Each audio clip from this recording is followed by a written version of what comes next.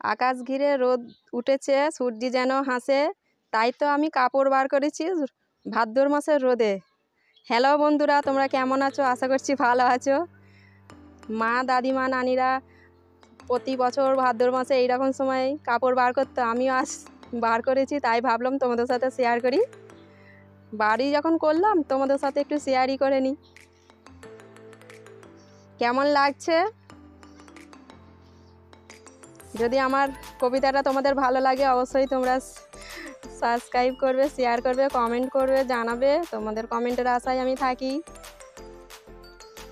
আজকে খুব সুন্দর রোদ, মানে কাঠফাটা রোদ যাকে বলে।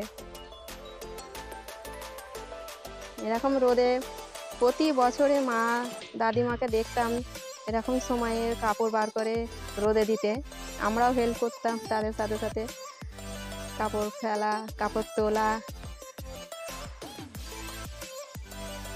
এই যে শাড়িটা তোমরা দেখতে পাচ্ছ বন্ধুরা, এই লাইট কালার এই শাড়িটা আমার শাশুমার হাতের শাড়ি।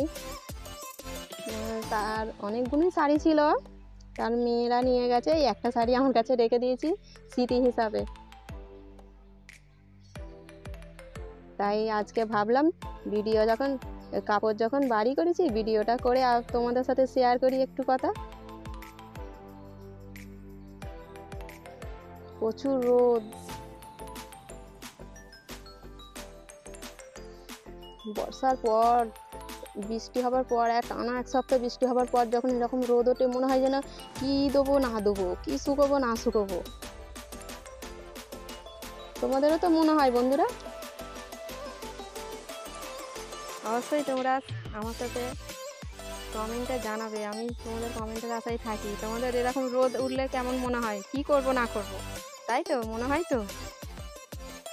আমাদের পুকুরটা তোমাদের দেখায়, এটা আমাদের পুকুর।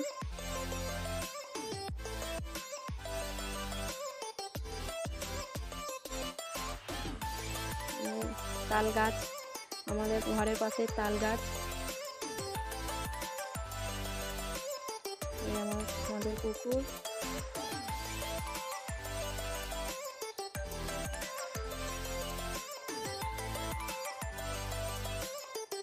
পরিবেশটা বেশ সুন্দর লাগছে না বন্ধুরা?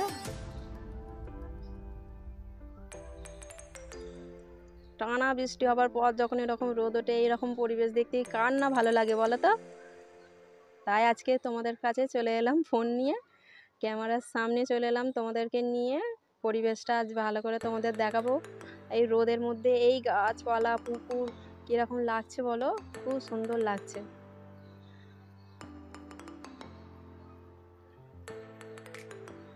গ্রামের পরিবেশের মজাই আলাদা।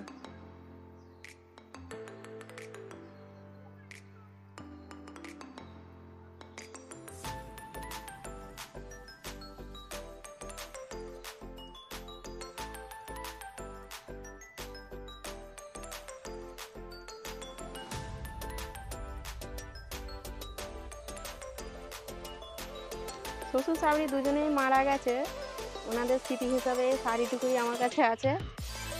শ্বশুরের কাপড় আছে, সেইগুলো উনি মানে তোমাদের দাদা পরে নামাজ পড়ে, তাই এই কাপড়গুলো বার করা হয়নি।